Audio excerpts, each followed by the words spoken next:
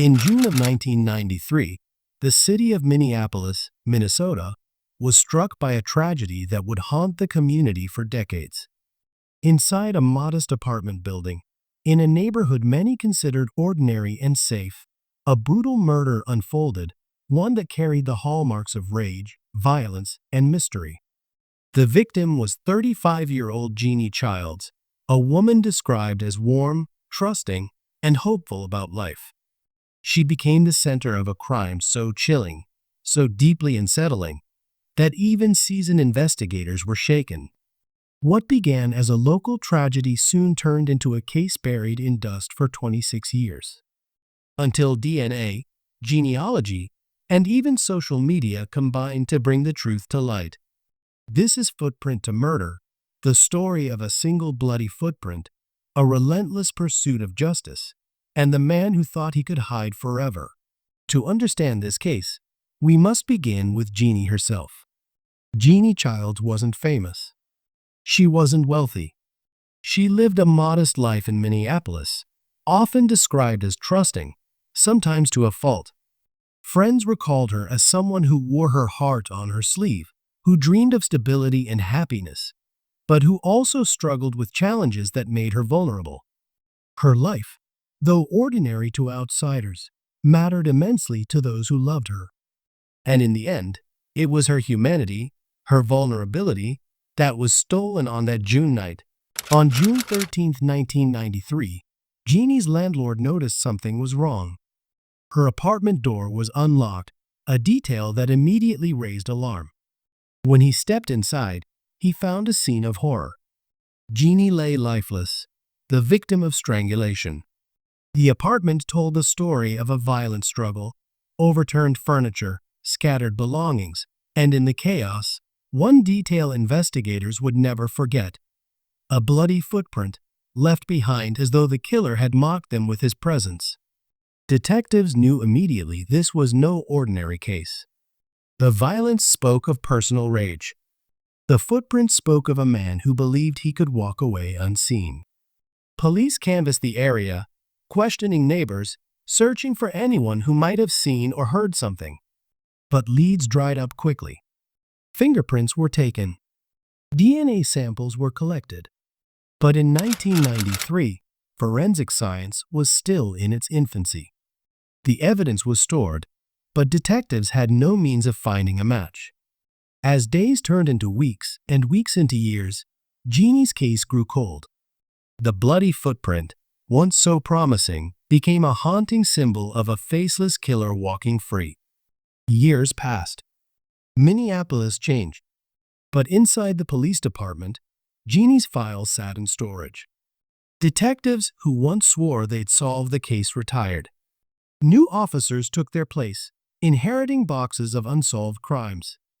For Jeanie's family, every birthday, every holiday, carried the same emptiness: the knowledge that her killer still walked among them. The case was silent, but never forgotten. By the 2000s and 2010s, forensic science was revolutionized. DNA, once little more than a hopeful tool, became the cornerstone of modern policing. Old cases across America were reopened. Cold case units pored over long-forgotten files, retesting samples with new methods. And Jeanie's case was one of them. The DNA taken from the crime scene, untouched for decades, was tested again. Still, no matches appeared in the national database. The killer remained invisible. But then, something extraordinary happened, a breakthrough that would change everything. By the mid-2010s, true crime had entered the digital age. Social media gave families and advocates new voices. Cases like Jeanie's resurfaced, with strangers online demanding answers and pushing police for justice. The silence surrounding her murder was broken. The world had not forgotten, and neither had investigators. In 2019, investigators turned to genetic genealogy, the same groundbreaking method that had identified the Golden State Killer. By tracing DNA through family trees, investigators found a lead. The DNA from Jeanie's apartment was linked to the family of a man named Jerry Westrom. Westrom was no drifter. He was a married father, a businessman, a suburban man who blended into everyday society. He played hockey. He attended church. He looked ordinary. But detectives were convinced Jerry Westrom had a secret. Investigators followed Westrom quietly. They waited for him to make a mistake. At a hockey game concession stand, they got their chance. Jerry Westrom threw away a napkin after eating. Detectives swooped in, collected it, and rushed it to the lab.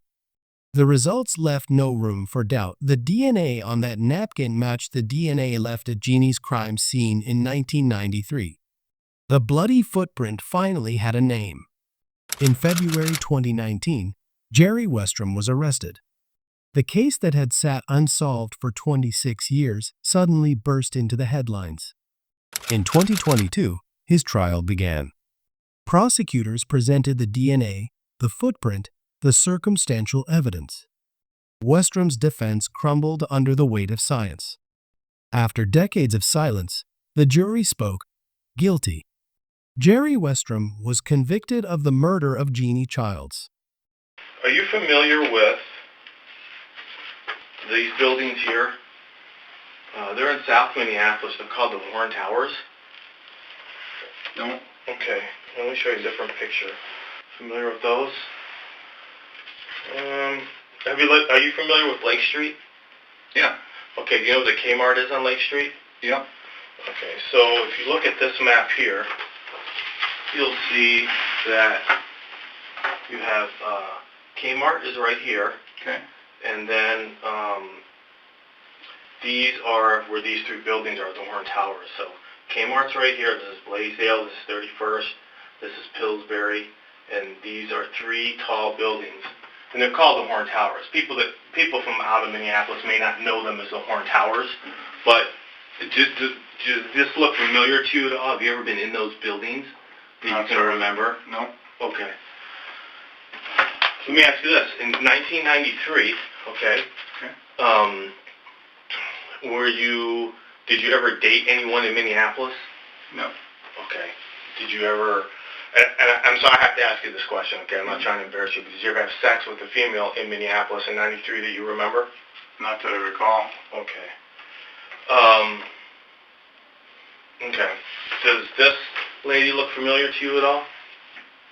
Mm-hmm. Okay, her name is Jeanie Childs. Okay. And she was also known as Jennifer.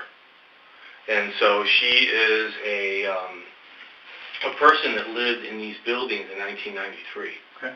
And she was found in her building, in her apartment, deceased. Do you know anything about that at all? No. Okay, do you think you would have ever had sex with her? I doubt it. No. Okay. I mean, in 93, did you, and I'm not trying to embarrass you, but did you visit prostitutes at all? not as far as, that's the year I met my wife. Okay. Besides your wife, in 93, would you have been with a prostitute? No, no. Okay, would you have sex with another woman in 1993 other than your wife? Yes. Okay. Do you, I'm not asking their names, but do you remember the people you had sex with in 1993?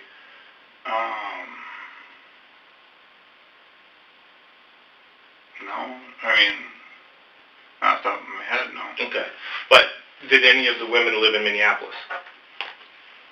No. Okay. Then do you remember where you were living in 1993?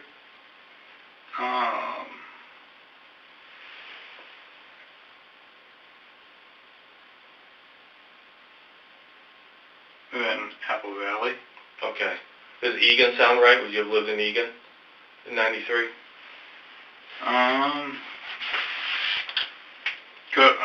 Could have been. So, the reason that we want to talk to you. I'm sorry, real quick. Does the phone number 612-621-8451 mean anything to you? Okay. All right. The reason that we're talking to you is she was found deceased in her apartment. Okay, and we think that you were inside that apartment. Would that be any reason for that at all to happen? You think? No. Okay. Now this is a long time ago. sure on those answers? I haven't. Yeah. Okay. So part of what happened with this case, Jerry, is the investigators, what they did is they went through and they processed it. And as you can imagine, and I'm sure you're aware of, things are collected and then they're looked at for forever pretty much, right? Mm-hmm. And that's what happened in this case. And so I just want to show you just some stuff, nothing gory. But here's a bedspread. It's got a lot of red stuff on it. It's blood. Okay. Would there be any reason why your DNA would be on there? Do you see what I'm saying? Mm-hmm. And there's been a lot of times things have happened where people say, hey, all of a sudden something happened, or there's here, let me tell you what you don't know, or things along those lines. And I think it'd be a good idea for you to kind of get out in front of this a little bit and just kind of say, hey, hold on a second, guys. Let me tell you some parts that you don't know about this story. You know, science can tell us that the person that is at all these locations was there when this happened and participated in it. But there's things that the person that was there can fill in gaps too. And that's what we're asking you for, are those gaps. Now, do you know we have your DNA? I assume so. Okay. So, can you think of anything? I mean, this has been a long time ago, but this is a pretty significant event. Wouldn't you agree? I mean, the person involved in this is going to remember, don't you think? Absolutely. Yeah. And so that's kind of what we're wondering, if you have any of that kind of knowledge. Justice had come, late but powerful. Jeanie's story is one of heartbreak, but also of perseverance. It proves that justice may sleep, but it never dies. From a bloody footprint in 1993 to a discarded napkin in 2019, science and determination connected the dots.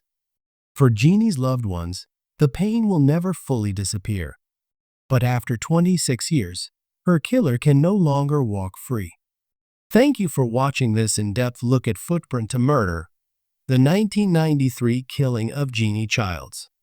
Her case is a chilling reminder of how fragile life can be, how long justice can take, and how every trace, no matter how small, can someday speak the truth. If you found this story important, please subscribe to True Crime Spectrum.